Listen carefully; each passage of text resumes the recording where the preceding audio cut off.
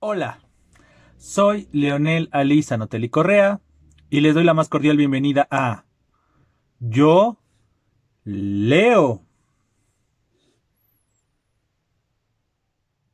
En este miércoles de comunicación vamos a tratar el tema de técnicas de exposición. Pues, sin más preámbulo, comencemos. Como hemos visto en anteriores videos, el modo expositivo es ciertamente un ejemplo de los modos discursivos. Este modo discursivo se caracteriza por estar muy relacionado con la función de la lengua referencial. ¿Por qué? Porque, recordando lo ya referido también en otros videos, la función referencial tiene como propósito usar la lengua, usar el lenguaje con un fin informativo. Es decir, cada vez que nosotros referimos un mensaje con el único objetivo de informar sin evidenciar nuestra postura, nuestra perspectiva o nuestra idea sobre algo, estamos siendo referenciales. Entonces, cuando esta función de la lengua es la imperante en un discurso, estamos entonces frente a un ejemplo de exposición. Como vimos también en anteriores videos, los cuales están cordialmente invitados, están cordialmente invitadas a acercarse a ellos, vimos las diferentes formas o los diferentes estilos de textos expositivos. Entonces vimos que dependiendo la intención y la situación, en muchos momentos la exposición puede tener cierto estilo. ¿Por qué? Porque todo acto de comunicación, ciertamente, tiene un objetivo más allá del obvio o del inherente. Entonces, precisamente partiendo de este aspecto, considero importante que veamos estas técnicas de exposición dentro de una exposición, sin importar si estamos hablando en una comunicación oral o una comunicación escrita. Es importante que conozcamos estas técnicas de exposición, porque lo podemos emplear como un recurso en relación con nuestro objetivo o nuestra situación. Entonces hay una amplia gama de estas técnicas y entonces según nuestra intención, según nuestro objetivo, tanto general como particular, nos podemos valer de estas técnicas. Técnicas que podemos usar en todo momento, es decir, dentro de un texto podemos usar distintas técnicas. No es obligatorio que nada más nos casemos con una. No obstante, también es importante decir que no tenemos que usar todas estas técnicas, sino usar estas técnicas que nos van a servir para apuntalar nuestro objetivo, para apuntalar el propósito de nuestro acto comunicativo. Insisto, sin importar si es desde una perspectiva oral o desde una perspectiva escrita. Pues bien, pues sin más preámbulo, veamos en qué consisten cada una de estas técnicas, que no son todas, también eso hay que resaltarlo, no son todas las técnicas expositivas, hay otros recursos, hay otras formas, pero bueno, las que les voy a mencionar, que es un número importante, se pueden tomar como un buen inicio, por decirlo así, o un acercamiento para estas técnicas. Obviamente algunas son muy cercanas entre sí, pero que tienen pequeñas particularidades que las van a hacer diferentes. Pues bueno, veamos la primera. La primera de ellas, y que es muy usual, es la clasificación. Esta técnica expositiva, intitulada o denominada, insisto, clasificación, consiste en que a lo largo de nuestra disertación expositiva ordenemos, ¿cómo se podría decir? Es el orden de un grupo. O sea, tenemos varios elementos, varias circunstancias, varios objetos de estudio, sin importar si son personas, son elementos, son objetos, son situaciones y lo que sea. Y entonces el propósito de nuestro acto comunicativo, ya sea del fragmento o sea de toda la obra, va a ser clasificar, o sea, dar una clasificación de ese objeto de estudio. Entonces, insisto, puede ser solamente una parte del texto, porque el texto se va a valer de otros elementos o de otras técnicas que les voy a mencionar a continuación, pero dentro de este discurso o el propósito general del discurso expositivo va a ser clasificar, es decir, poner este orden de los objetos, las personas, los sucesos, los elementos o de lo que se esté tratando.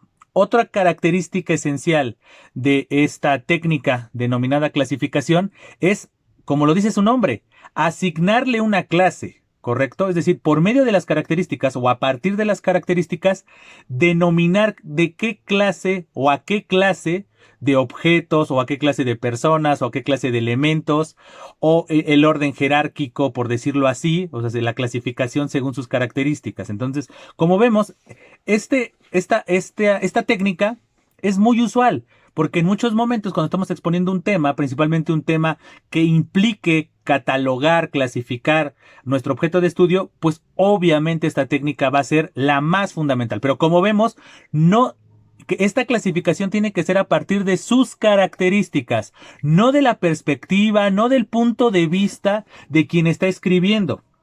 ¿Correcto? Entonces tenemos que entender esa perspectiva, esa situación.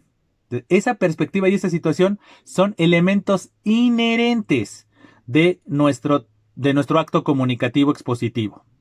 Porque, insisto, estamos exponiendo, no estamos argumentando. Ya en próximos videos ya profundizaremos en torno a la argumentación. ¿Correcto? Entonces, ese elemento es básico y fundamental que tengamos que tenerlo en consideración. ¿Correcto? Ese factor es importante, que esta clasificación sea a partir de las características de nuestro objeto de estudio, no de algo determinado de manera subjetiva, es decir, a partir del sujeto.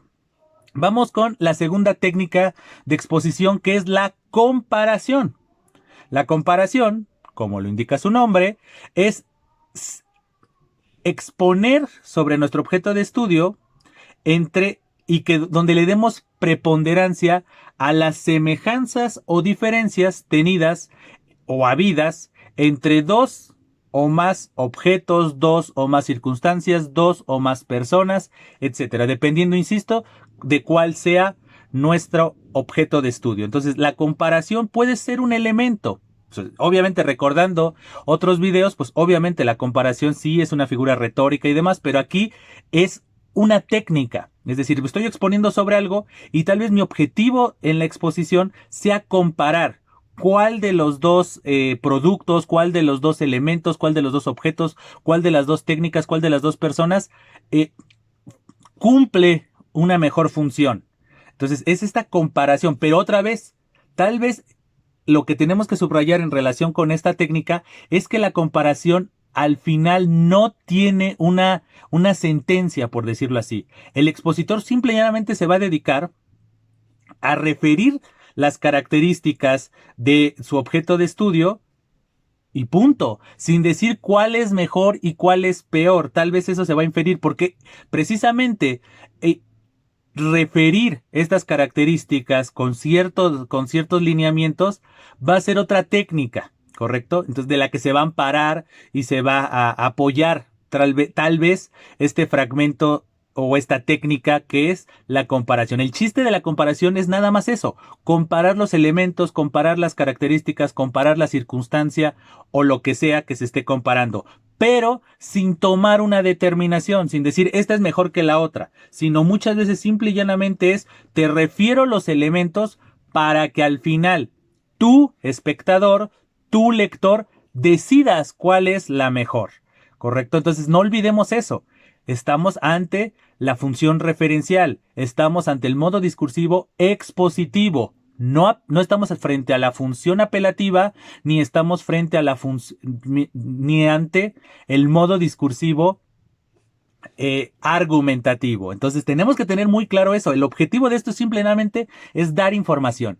Entonces la técnica de exposición denominada comparación es simple y llanamente exponer, referir las características, las semejanzas y las diferencias entre dos o más objetos, dos o más personas, dos o más técnicas o, insisto, lo que sea de lo que estemos tratando en nuestra exposición.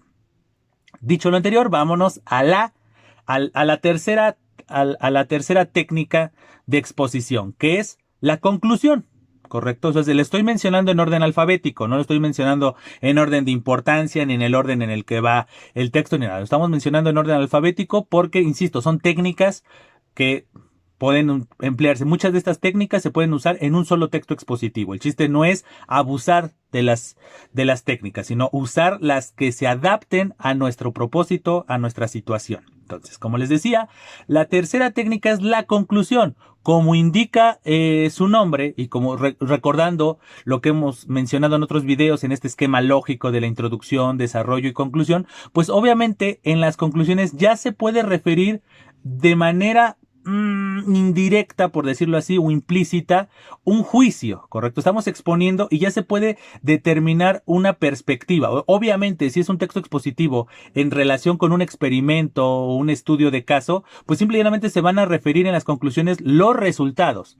Pero si es algo entre que está exponiendo un tema y que pueda tener cierta relación con una perspectiva, una postura o bien una propuesta, aquí en la conclusión podríamos hacer esta invitación, pero insisto, esta invitación no va a ser tan enérgica como si lo sería en un texto argumentativo. Insisto, texto que vamos a ver en futuros videos. Ahorita nos estamos enfocando en el modo discursivo expositivo, en la exposición.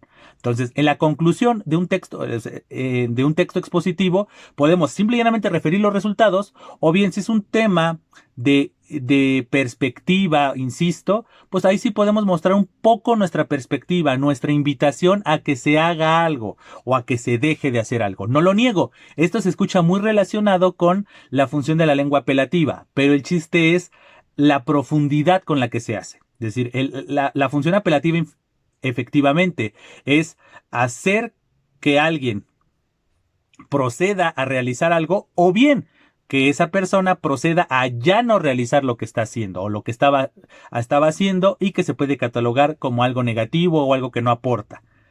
Pero la diferencia entre esta técnica de la conclusión con este matiz y un texto argumentativo es que el texto argumentativo te va a explicar el por qué desde una perspectiva subjetiva totalmente, es decir, va a ser la postura y el por qué y la argumentación de ese por qué, mientras que en la conclusión, cuando yo propongo o yo invito a que se haga o se deje de hacer algo, pues simple y llanamente es a partir de sus características y a partir de ciertas circunstancias, yo te recomiendo que escojas esto o que hagas esto.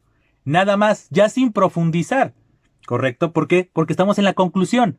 Contrario al caso, como lo vamos a ver en su debido momento cuando estamos hablando del texto argumentativo, este va a ser el inicio de un texto argumentativo. Plantear una circunstancia y automáticamente decir, y yo pienso esto, y te voy a explicar por qué se tiene que hacer esto o por qué lo correcto es esto.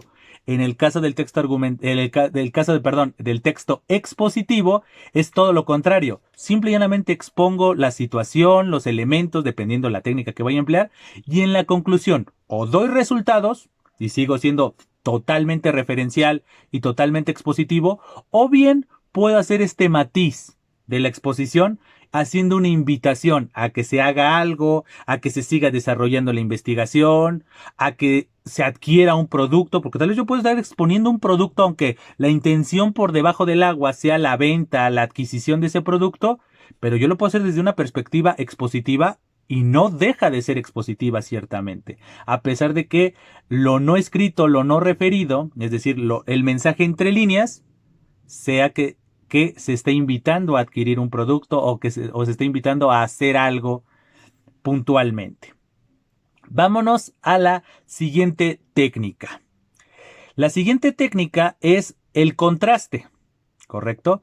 El contraste, al contrario, paradójicamente, perdonen la redundancia, la conclusión, la que acabamos de escuchar ahorita, tiene mucho que ver, tiene una estrecha relación con los métodos de razonamiento. Es decir, como les decía, estas situaciones de deducir. A partir de lo que yo te expuse, puedes deducir lo no explícito. O sea, se puede deducir a qué se está invitando a hacer o a qué se está invitando a consumir o algo por el estilo. O puede ser inductivo, a qué me están induciendo a llegar. El caso contrario, este es en el caso de la conclusión, que la conclusión es, si no da resultados y simplemente nos hacen invitaciones a hacer algo, pues puede ser de manera deductiva, yo deduzco cuál es la línea de la persona que está exponiendo, o lo puedo inducir. O sea, la técnica de exposición me está induciendo a que yo tome cierta determinación, pero no deja de ser expositiva. En el caso del método del contraste, es la oposición. Entonces, como ven, hay una estrecha relación también con la comparación. Si la comparación simplemente era referir semejanzas y diferencias, pero sin evidenciar que había opuestos o que uno u otro era mejor. En el caso del contraste, como que esa comparación es más determinante porque se están oponiendo, o sea, se está evidenciando que el objeto A y el objeto B son diferentes y se va a exponer en qué radican esas diferencias. La comparación te habla de semejanzas y diferencias. El contraste como método de exposición es simple y llanamente referir, contrastar las oposiciones. ¿Correcto? Entonces, no simple y llanamente referir las diferencias, sino se va a concentrar toda la exposición, se va a concentrar en explicar, en referir dicha oposición. Por eso están contrastando. Entonces, esa es la diferencia, porque podríamos decir de primera mano, así como de, a ver, o de bote pronto, a ver, ¿qué diferencia hay entre comparar y contrastar? Bueno, comparar simple y llanamente es referir las características, los atributos de nuestro objeto de estudio, y ya, semejanzas y diferencias. En el caso del contraste, sí evidencia que quiero hacerlos, no nada más quiero referir sus diferencias, sino que esas diferencias las voy a profundizar. ¿Para qué? Para que mi espectador o mi espectadora entienda dicha oposición. Entonces, ahí está la base del contraste. Vámonos a la siguiente técnica, que sería la definición. Si recordamos los anteriores videos en relación con los tipos de texto, etcétera, veíamos algunos que eran como de consulta, ¿no? Los diccionarios, las enciclopedias y demás. Enfoquémonos en el primero. Los diccionarios son un ejemplo muy exacto, muy puntual de esta técnica de solo definir, ¿correcto? Es decir, explicar los atributos de nuestro objeto de estudio. Simple y llanamente hay muchas exposiciones que nada más se enfocan en eso. Te voy a explicar ¿qué es esto? Y punto. O sea, no van a profundizar, no van a contrastar, no van a incluso ni van a concluir nada, porque su objetivo simple y llanamente es definir. Obviamente, en un texto de mayor profundidad o de mayor relieve, por decirlo así, pues la definición puede ser parte de, o sea, puedes iniciar con una definición. Entonces, para entender este tema tenemos que partir del hecho de que y defines. Y entonces ya tenemos la definición y a partir de ahí comenzar a aplicar otros de los métodos que les voy a mencionar o de los que ya les he mencionado y comenzar a profundizar. Pero no obstante, hay textos que única y exclusivamente son de definición y son totalmente válidos. Otra técnica de exposición es la descripción.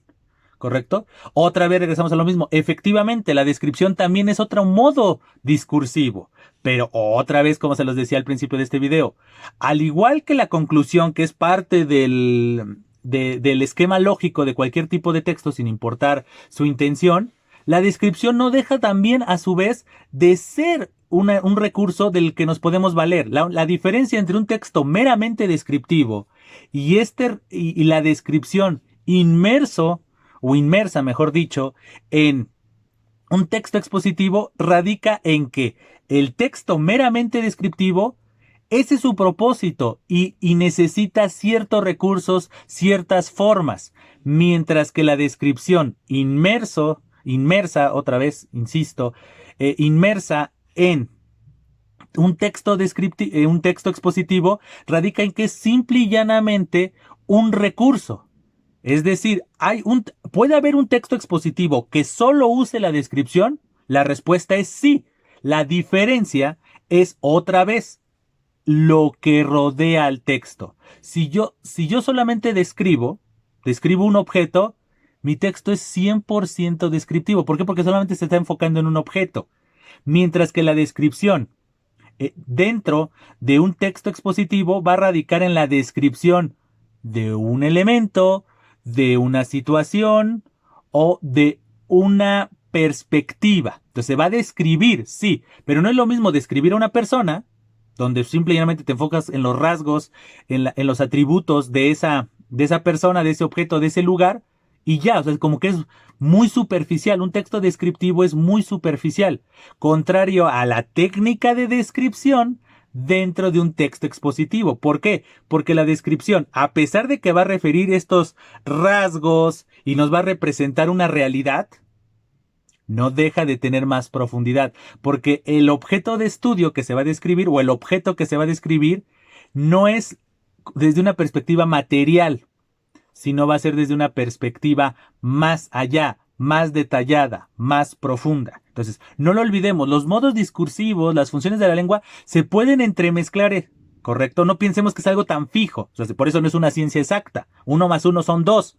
Siempre. Entonces, porque siempre va a tener, y la simbología va a tener va a tener, y las reglas, y las normas, y las máximas se tienen que respetar. ¿Por qué? Porque fueron creadas precisamente para momentos muy específicos. En el caso de las humanidades, o en el caso de la comunicación, para hacerle honor a nuestro miércoles de comunicación, es totalmente maleable, es totalmente fácil de moldear según las necesidades. Yo puedo estar haciendo uso de diferentes modos discursivos, de diferentes funciones de la lengua, porque la necesidad del acto comunicativo me empuja. Muestra de ello es esto de la descripción. La descripción efectivamente es un modo discursivo independiente, pero dentro de un texto expositivo me puedo valer de esta forma y transformarla en una técnica de exposición. No es la única, como lo estamos viendo, pero me puedo valer dentro de un texto mayor, donde tengo otros objetivos, donde tengo otros principios,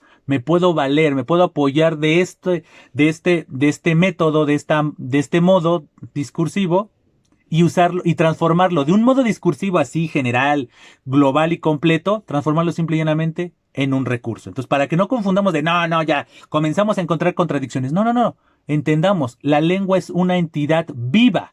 Entonces, según nuestras circunstancias, según nuestras necesidades, es como vamos a emplear la lengua y los recursos que hay detrás de ella. Entonces, eso es lo que quiero dejar muy en claro. Entonces, la descripción en este caso sirve o cumple la función de recurso, no del todo como si ocurriría en un texto meramente descriptivo. Entonces, ya aclaramos este punto. Vámonos a la siguiente técnica, que es la ejemplificación. Como lo dice su nombre, la ejemplificación es aquel método de exposición en donde se refiere un hecho similar al expuesto. Son los ejemplos. Ahorita en muchas partes de este video he empleado la ejemplificación. En mi exposición he empleado los ejemplos. Entonces, muestra de ello es que hoy te estoy ejemplificando con un ejemplo la ejemplificación. La meta explicación.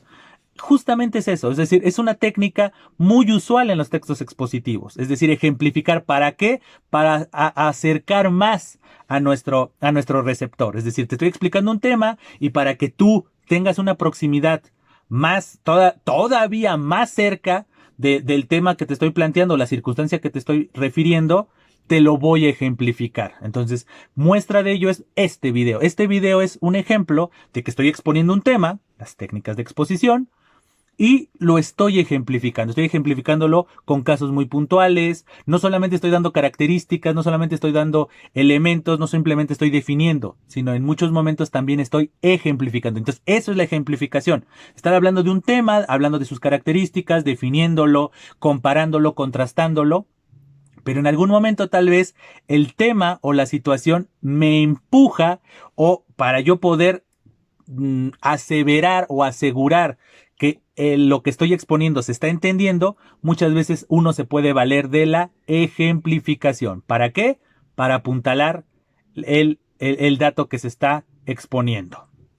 Vámonos al siguiente método o la siguiente técnica de exposición, que sería la más obvia, la explicación, ¿correcto? La explicación, ¿en qué consiste? Pues como nosotros la podríamos definir así de manera muy elemental, como esta exposición de un tema a detalle, ¿correcto? No, la definición no es una explicación. La definición es simple y llanamente hablar de estos rasgos, de estos atributos y ya.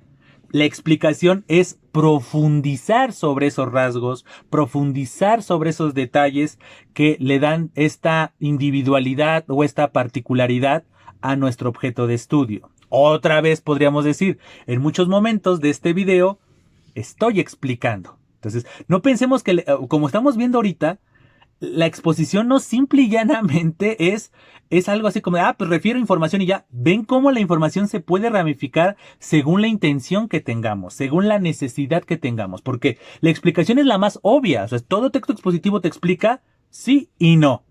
Porque si yo simple y llanamente refiero datos, no estoy explicando nada. Pero si yo profundizo esos datos, ya estoy explicando. Pero si dentro de mi explicación pongo un ejemplo, además de estar explicando, estoy ejemplificando. Y si dentro de mi explicación lo comparo ese objeto de estudio, lo comparo con otros objetos de estudio, con otros elementos, con otras circunstancias, lo estoy comparando. Y si yo nada más simple y llanamente quiero chocar dos ideas o chocar dos perspectivas o dos características, lo estoy contrastando. Entonces, como ven, dentro de la explicación puede ser, no es obligatoria. En un texto expositivo no es obligatorio explicar. Simple y llanamente yo nada más puedo definir, simple y llanamente yo puedo referir sus características, pero sin explicarlas.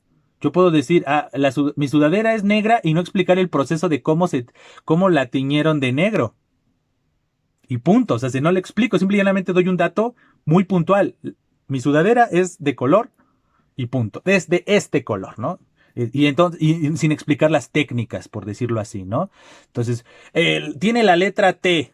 Y entonces, y simple y llanamente ya no tener que explicar, y fíjense que la letra T surgió. No profundizar en nada de eso. Entonces, es lo que tenemos que nosotros entender de manera muy puntual. Entonces, he ahí la explicación, válgase la redundancia, de la técnica llamada explicación. Entonces, para que vean otra vez cómo este video está ejemplificando de buena manera en algunos momentos estas técnicas.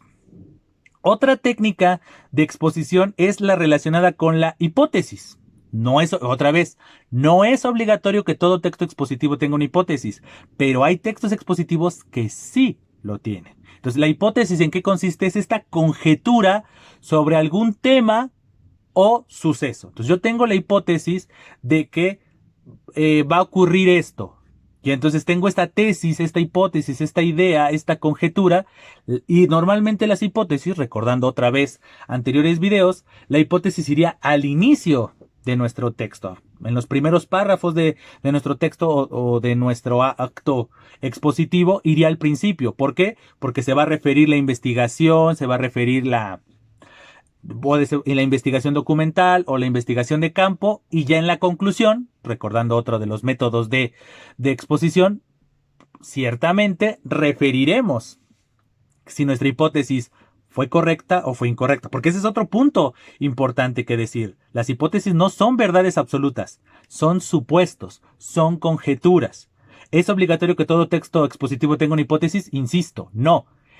Vamos a usar la técnica de la hipótesis en textos que impliquen una investigación, insisto, ya sea documental, que también nosotros ya la hemos tocado en anteriores videos, o bien una investigación de campo, ¿correcto? Que esa pues tiene sus peculiaridades, etcétera. Pero, ¿cuál es el propósito de toda investigación documental o de campo?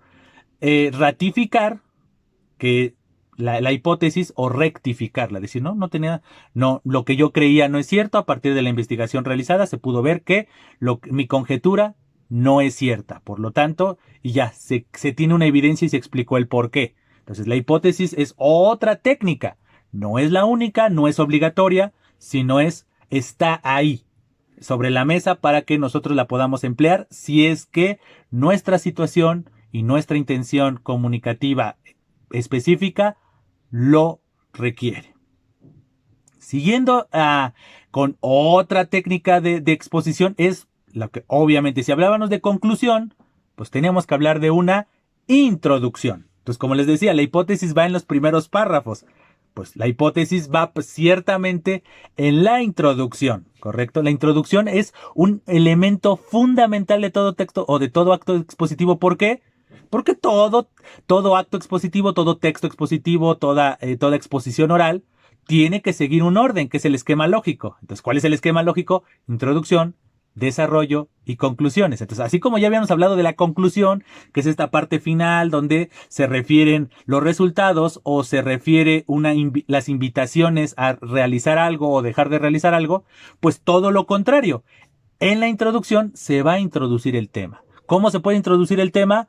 Pues, ¿qué es lo que nos va a dar esta entrada o principio a nuestra exposición? Pues puede ser una situación, puede ser una anécdota, puede ser una descripción, puede ser una definición, lo que sea, pero el chiste es que esta parte de nuestra exposición nos dé ciertamente la entrada o el principio de nuestra exposición.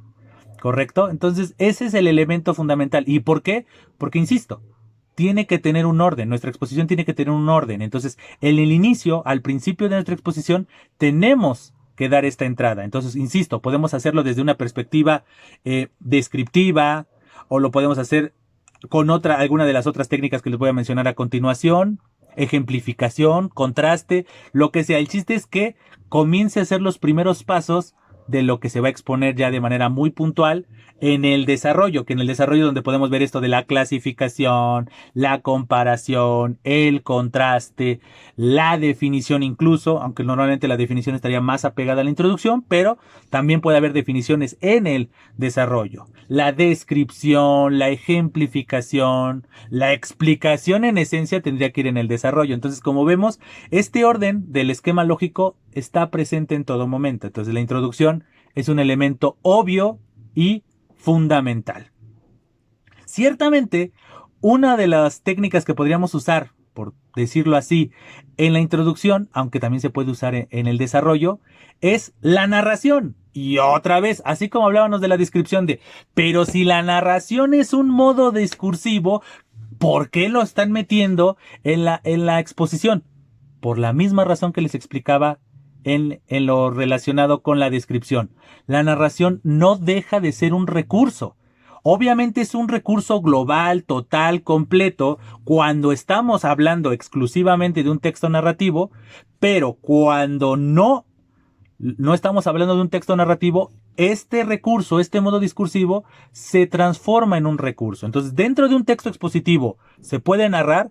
Obviamente se puede narrar. Insisto, se puede hacer tanto en la introducción como en el desarrollo. Se puede iniciar un texto expositivo narrando una anécdota, narrando una situación. ¿Por qué? Porque recordemos, ¿qué es la narración? La narración es este relato de una secuencia de acciones. ¿Correcto? Entonces, ese es el elemento básico y fundamental. Entonces, este recurso de relatar esta sucesión de acciones puede ser el perfecto inicio de uno de mis exposiciones. O puede ser parte del desarrollo. Primero introduzco el tema de manera muy formal, muy distante, muy impersonal, por decirlo así, y de repente en el desarrollo, por ejemplo, los que son de experimentos, o sea, lo que son experimentos, tienes que narrar qué hiciste, qué elementos empleaste, cómo los empleaste.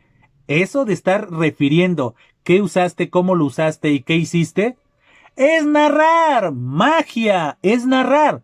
Obviamente no tiene un principio de contar una historia, ya sea de verdadera, una crónica, o de ficción, un cuento, una novela, sino simplemente es relatar una sucesión de acciones. Entonces, pero no con los elementos y la estructura de una crónica, porque estamos hablando de cosas verdaderas. En la exposición normalmente se tratan temas reales, temas objetivos. Entonces, si yo comienzo a referir lo que hice en el laboratorio, lo que hice en mi experimento de campo, estoy narrando. Entonces, como pueden ver, la narración también se puede emplear dentro de un texto expositivo. Por otro lado, ya alejándome un poco de este orden,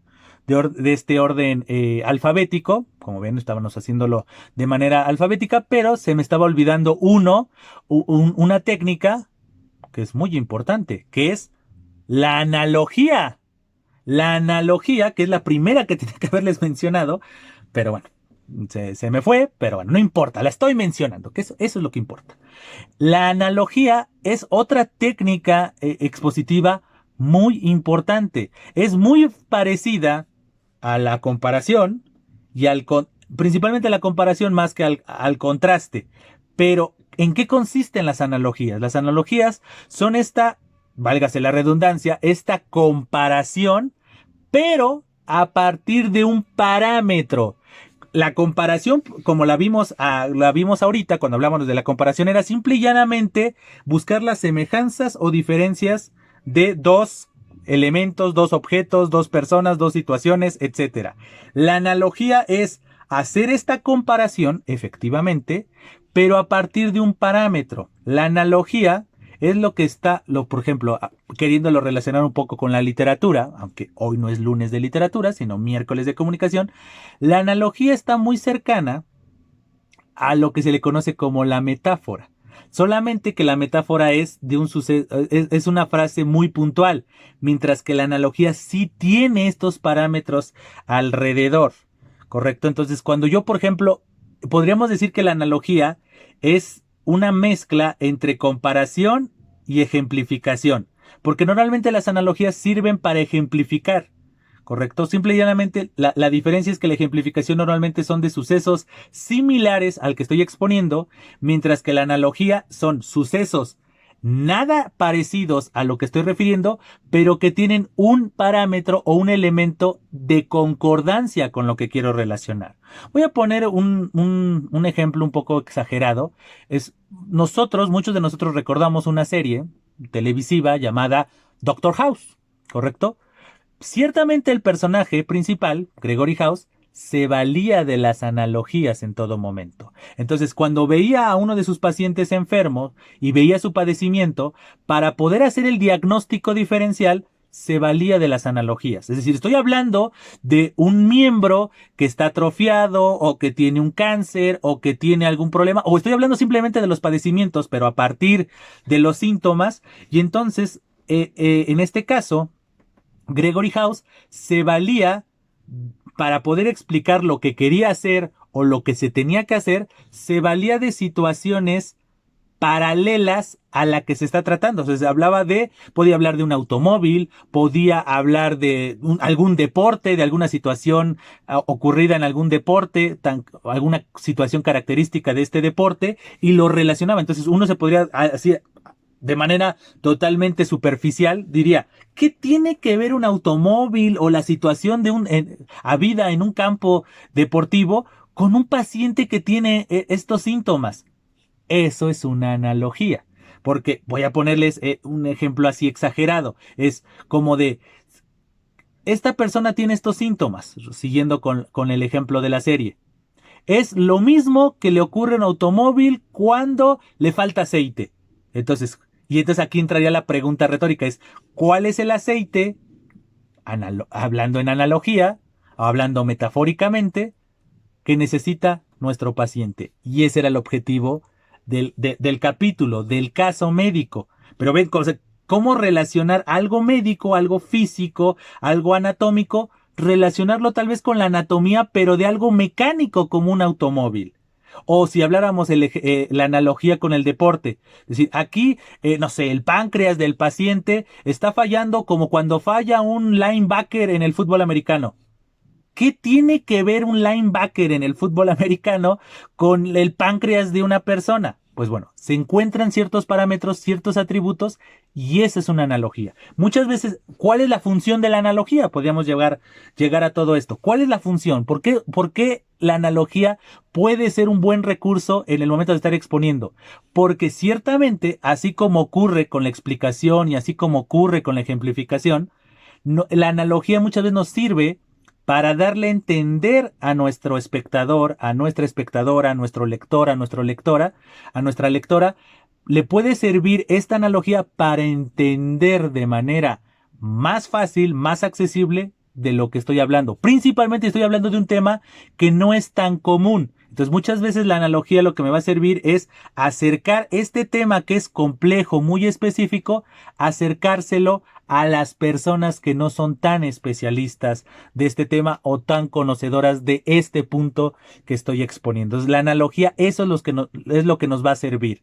Obviamente la analogía necesita una inteligencia, un dominio de estos parámetros, porque si no, muchas veces no se va a entender la relación entre lo que estaba hablando y la analogía. Entonces tenemos que saber usar muy bien las analogías, porque si no, entonces lo mejor sería la ejemplificación. Entonces, si nosotros no manejamos muy bien las analogías, lo mejor es recurrir a la ejemplificación, hablar ya de un caso muy puntual y para aterrizar la situación, en vez de recurrir a la analogía.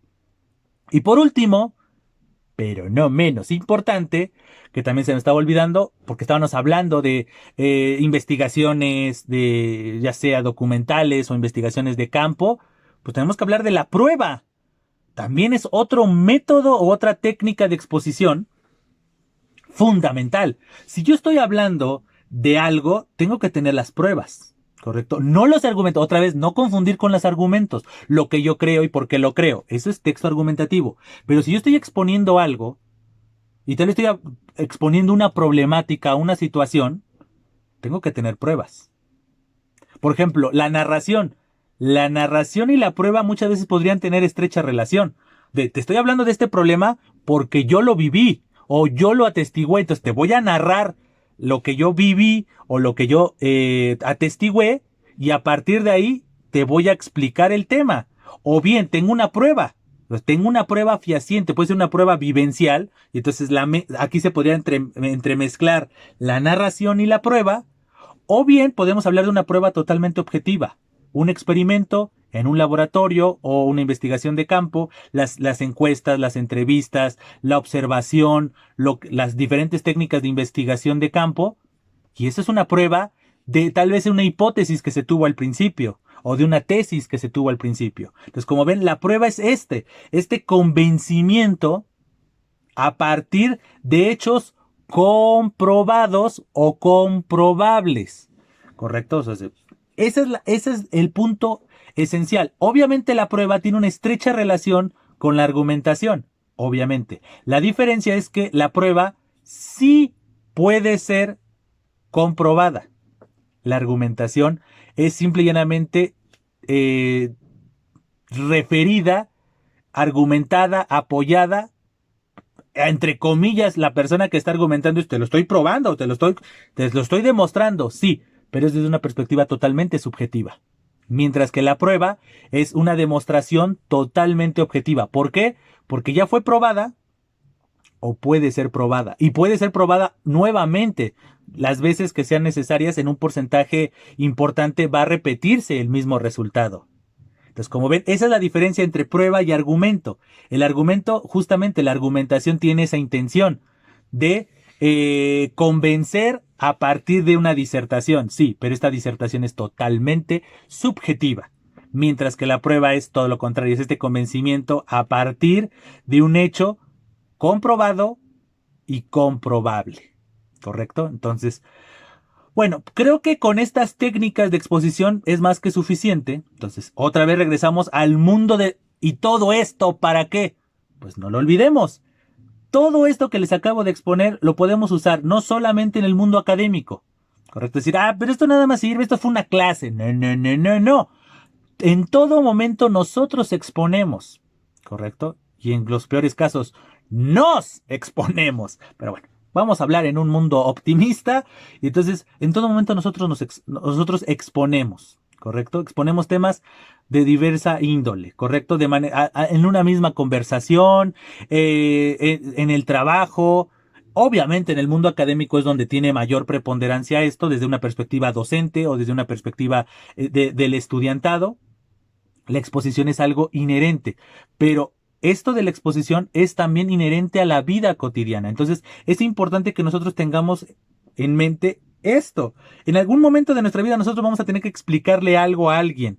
Y entonces no está de más saber que existen estas técnicas. Tal vez olvidamos el nombre, tal vez olvidamos la etiqueta, etcétera. Pero es importante que sepamos que existen diferentes técnicas de exposición y no caer en la fácil de, exponer es igual a dar información, gracias y ya me voy. No, sino saber que se puede dar información desde diferentes aristas, desde diferentes perspectivas, desde diferentes posibilidades, ¿correcto? Aunque la comunicación es muy objetiva, muy realista, no deja de también tener posibilidades. No es como la literatura es darle voz a las posibilidades. La comunicación es en sí un mundo de posibilidades, porque tenemos diferentes herramientas, diferentes modos discursivos, diferentes funciones de la lengua, y nosotros nos tenemos que asir de una de ellas para poder comunicarnos. Y eso lo hacemos todos los días, de manera tal vez inconsciente, pero todos los días que nosotros interactuamos, aunque sea con nosotros mismos, estamos nosotros tomando la decisión de qué hablar, cómo hablar y qué recursos emplear. Entonces, el propósito de este video es tal vez hacer consciente o hacernos, no solamente es como si yo lo supiera todo, no, hacernos conscientes que estas técnicas de exposición existen. Y pues, hoy les pusimos un nombre, pero más allá de los nombres y de las etiquetas y demás, tenemos que ser conscientes de que todos los días empleamos las funciones de la lengua, los modos discursivos y las técnicas, recursos o elementos que hay detrás de cada función de la lengua y de cada modo discursivo. ¿Por qué? Porque todo el tiempo estamos interactuando. Insisto, incluso a veces hasta con nosotros mismos, cuando platicamos con nosotros mismos, cuando estamos entendiendo algo solos, ¿no? Viendo un video, leyendo un libro, escuchando un podcast, viendo un video. Y estamos solos, nada más, entre comillas, la interacción es con alguien que no me está viendo, que no ve cómo reacciono, que yo le puedo regresar o yo le puedo adelantar, etcétera. Entonces nosotros tenemos que entender y conocernos. Tal vez estos métodos, estas técnicas detrás de los modos discursivos y de las funciones de la lengua nos sirven para conocernos, porque muchas veces en la vida, insisto, no solamente en la vida académica, es importante que nosotros conozcamos cuáles son nuestras formas de aprendizaje, porque en todo momento vamos a realizar acciones, aunque sean cuestiones de la casa, cuestiones domésticas. Entonces, hoy en día todo mundo se va a la fácil. ¿Tienes duda de algo? Busca un tutorial en YouTube. Sí, pero tienes que ver qué tipo de tutorial hay en YouTube. Los tutoriales muchas veces son textos expositivos, pero hay textos expositivos donde nada más una persona como yo ahorita, frente a la cámara, hablando, diciendo lo teórico, diciendo cosas. Si la persona necesita ejemplificación, imágenes, videos, o verme a mí haciendo las cosas, si alguien nada más está hablándole a la cámara, no le sirve, pero no significa que esté mal esa persona. Entonces lo que necesitarías es buscar un tutorial en donde la persona con la cámara te muestre cómo hacer eso que quieres hacer. Yo les puedo dar una receta ahorita de cocina, pero sin yo estar frente a la estufa, sin yo tener los ingredientes, simple y llanamente decirles cuáles son esos ingredientes, cómo se tiene que preparar, los tiempos, y ya, sin yo mostrarles. Y no deja de ser una exposición, y no deja de ser esa situación que es necesaria e inherente de nuestra vida. ¿Correcto? Hoy tenemos el canal, por decirlo así, que es el internet. Pero antes había instructivos, antes había recetarios, etcétera, para hacer las cosas. Antes te acercabas a una persona experta y decías, oye, ¿cómo puedo hacer esto? Y la persona te explicaba, y había veces que no le entendías. Entonces tenías que recurrir a otra persona. ¿Correcto? Entonces, ese es el propósito de esta serie de videos muchas veces. Hacernos conscientes de que tenemos que conocernos, ¿correcto? La reflexión de quiénes somos y qué necesitamos. Todos necesitamos información, todos necesitamos comunicarnos. La cuestión aquí es qué sendero, qué recurso emplear en qué momento, cuál es el que más me sirve a mí para entender. Y muchas veces yo tengo que ser también consciente de que tengo que conocer muchos recursos para poderme dar a entender. Porque si no, entonces voy a entrar a un mundo de la frustración, de nadie me entiende y no me entiendo. ¿Por qué? Porque tal vez no nos hemos cuestionado qué necesitamos para entender y qué necesitamos para darnos a entender. Y entonces ahí es donde entra la comunicación. Ser consciente de que no todo el mundo piensa como yo, no todo el mundo se expresa como yo y no todo el mundo necesita lo mismo que yo. Y viceversa, tengo que ser consciente de que mis necesidades o mis formas y mis elementos de brindar información no siempre van a ser útiles para todo mundo. Tal vez yo soy un experto en algo, pero tal vez las formas, los estilos o el estilo, mejor dicho, en el que yo refiero las cosas, no le va a ser útil a todo mundo. Le va a ser útil tal vez a una persona. pero no a todas. Entonces, he ahí la importancia de que nosotros conozcamos, por ejemplo, hoy le llamamos técnicas de exposición, le podríamos llamar recursos de comunicación. No importa, o sea, la clasificación, la comparación, la conclusión, el contraste, la definición, la descripción, la ejemplificación, la explicación, la hipótesis, la introducción, la narración, la analogía y la prueba no dejan de ser recursos que de manera consciente o inconsciente hemos usado, estamos usando o vamos a usar. Y justamente todo este universo nos va a llevar a un concepto que también nosotros tenemos que tener muy en claro, que es el concepto de tecnicismos. Los tecnicismos son las palabras especializadas de una disciplina o de una situación. Entonces, toda disciplina tiene palabras específicas, palabras que son únicas y exclusivas para tal disciplina. Y entonces si nosotros tenemos un interés por saber eso, ya sea porque nos obligaron o porque sí tenemos ese interés genuino por el tema y por la situación, tenemos que ser conscientes de que toda situación y toda disciplina tiene términos, conceptos y concepciones particulares, únicos. Y entonces eso es lo que nosotros conocemos como tecnicismos. Y entonces otra vez regresamos a este universo. Para yo poder entender algo muchas veces tengo que dominar esos tecnicismos. ¿Correcto? Porque existe el hecho. Tal vez yo sé en qué consiste el hecho. Pero si no lo sé nombrar, ¿cómo me voy a dar a entender? Y viceversa, ¿cómo lo voy a entender? Es como ir a una farmacia. O sí, una farmacia. Y no saber cómo se llama el medicamento, porque ya no llevo la receta, entonces quiero un medicamento para el dolor de cabeza, y el farmacéutico le va a decir, pues tengo todos estos. ¿Cuál de todos es el bueno? Todos sirven para lo mismo, aunque con cada peculiaridad y particularidad. Necesito escoger el exacto. Entonces, esa es la importancia de los tecnicismos. Estoy poniendo un ejemplo muy, muy raro, ¿no? Pero es lo mismo, es como cuando nosotros vamos, no sé, a la papelería o a la palería y pedimos, necesito un tornillo. Y así como de voltea y está lleno el anaquel de tornillos de diferentes tamaños, grosores, y si tornillo de cruz, tornillo liso, etcétera, etcétera. Entonces dices, necesito un desarmador de cruz o liso o plano. No sé. Ven cómo muchas veces los tecnicismos son importantes, hasta en cosas que nos agradan a nosotros. ¿Cuántas personas muchas veces no les agrada el mismo deporte que a nosotros? Voy a poner el ejemplo exagerado del fútbol. Y tú estás hablando aquí de, no, es que el 4-4-2 y el parado y el 9 y el fuera de lugar y es que eso es un tiro indirecto. Todos esos son tecnicismos. Una persona que no es conocedora a profundidad, en este caso del deporte, que es el fútbol, no nos va a entender nada. Esa persona, ella o él va a estar viendo un conjunto de personas atrás de un balón pretendiéndolo anotar dentro de la portería. Y punto. Para ellos eso es fútbol. Se acabó. Pero una persona que es apasionada o especialista en el deporte va a comenzar a ver más allá. Y entonces eso es el tecnicismo. Entonces todas estas teorías, todas estas técnicas, todos estos elementos son importantes que nosotros los tengamos en mente. No que tal vez los dominemos, porque tal vez no es nuestro interés, pero tenemos que darle su lugar.